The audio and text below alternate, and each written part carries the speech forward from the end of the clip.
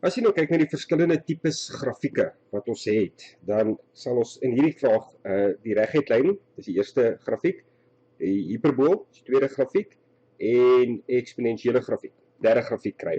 Maar 'n ander tipe grafiek wat jy ook behoort te ken is die parabool. Hy sal tipies so iets lyk, dis gewoon 'n paraboolgrafiek. Nou almal van hulle het unieke formules wat bepaal hoe die vorm van die grafiek lyk.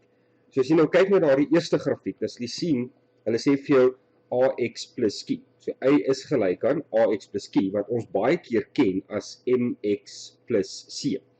Daardie X is maar net 'n invoerveranderlike. Dit staan ook bekend as die onafhanklike veranderlike, wat beteken jy kan enige X op die X-as kies, en vervang dit in die spesifieke grafiek se vergelyking in, en dan gaan jy 'n y-waarde kry wat jy dan nou kan plot met 'n kolletjie, en daar gaan jy 'n y-waarde kry wat jy kan plot met 'n kolletjie daar, en jy kan die punte met mekaar verbind, en dan het jy daardie spesifieke reguitlyn grafiek.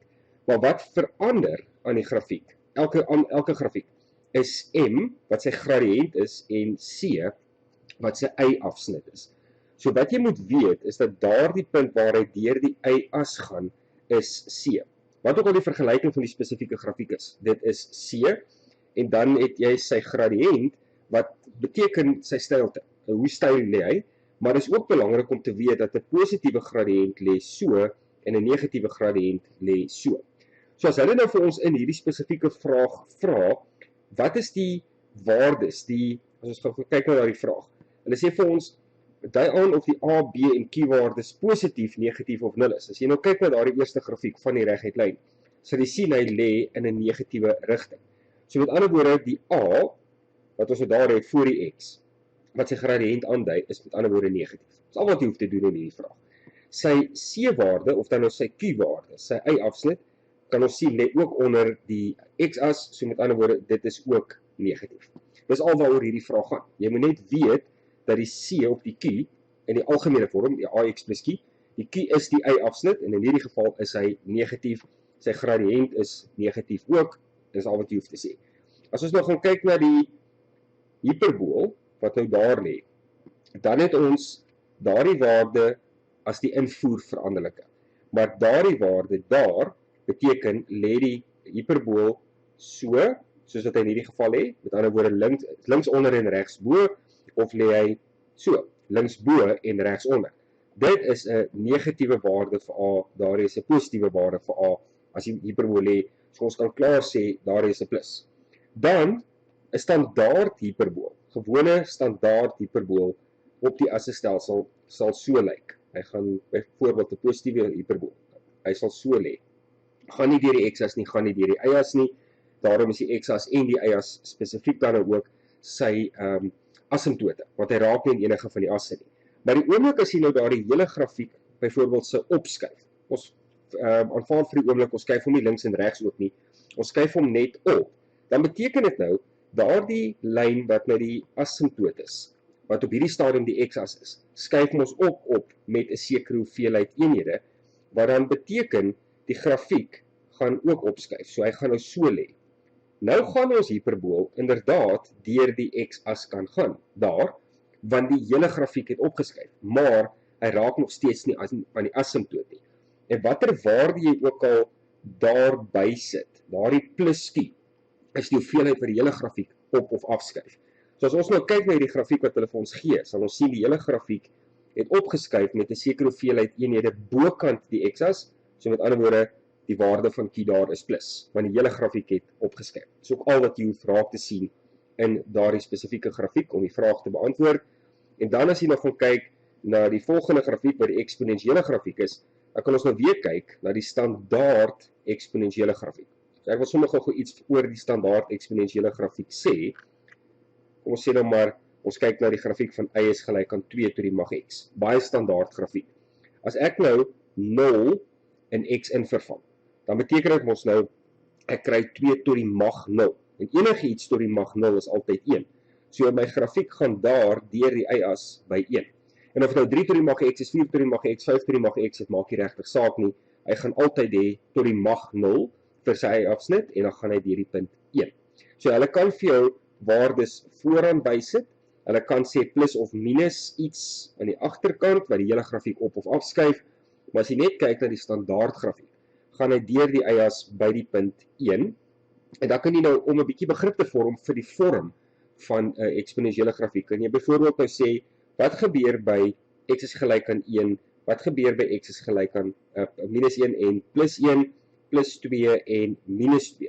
So as jy nou daardie x-waarde vat, en jy vervang dan nou in hom in, minus 2, dan kry jy 2 tot die mag minus 2, dis 'n kwart. So met ander woorde, 'n minus 2 gaan my grafiek net daar by 'n kwart op die eiers wees. As ek minus 1 daar in x in vervang, kry ek 2 tot die mag 1, dis 'n half. So nou gaan hy op met nog 'n kwart, so hy gaan nou daar tot by 'n half, en dan skielik by 0 is hy by 1, en dan as ons byvoorbeeld nou daarin vervang 1, 2 tot die mag 1 gee vir ons 2. So nou spring hy sommer met 'n hele eenheid van 1 tot by 2, en as ons dan nou 2 daarin vervang, x is gelyk aan 2, dan kry ons 4. So hierso spring hy sommer met 2 eenhede tot by 4. Daardie is 2 eenhede, daardie is 1 eenheid, en van daardie waarde tot daardie waarde was maar net 'n halwe eenheid. En dis hoekom die vorm van 'n eksponensiële grafiek dan so vinnig klim. Nou as jy daar in jou grondtal 'n breuk het, dan verander die vorm van die grafiek basies maar net so. Dan lyk hy so. Vir dieselfde redes, want nou jy werk met die eksponente en positiewe en negatiewe eksponente en so aan. Maar dit is dan die vorm, hoe die vorm bepaal word van 'n eksponensiële grafiek. Nou as jy gaan kyk na wat hulle daar vir jou gee, as jy sien hulle sê a, b tot die mag x plus q. Ons weet klaar, hierdie is b is positief, want jy gaan nooit 'n negatiewe grondtal hê nie. Geen eksponensiële grafiek het ooit 'n negatiewe grondtal nie, want dan spring hy rond tussen positiewe en negatiewe waardes. So hy is altyd positief. As ons kyk na die waarde van a, dan moet ons aanvaar dit is ook 'n positiewe waarde, want as hy negatief was, beteken dit jy sou vir elke waarde, as ons nou weer kyk na 2 tot die mag x, en ons kyk nou na daardie punt wat ons daar gekry het, daardie spesifieke punt. As jy nou x is gelyk aan 1 in daardie vergelyking in vervang, dan kry ons mos nou 2.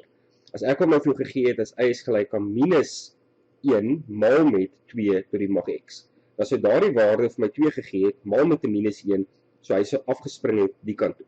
Letterlik elke moontlike punt op daardie grafiek sal dan net afspring na 'n negatiewe ekwivalent toe van homself, en dan gaan die grafiek basies net so lê.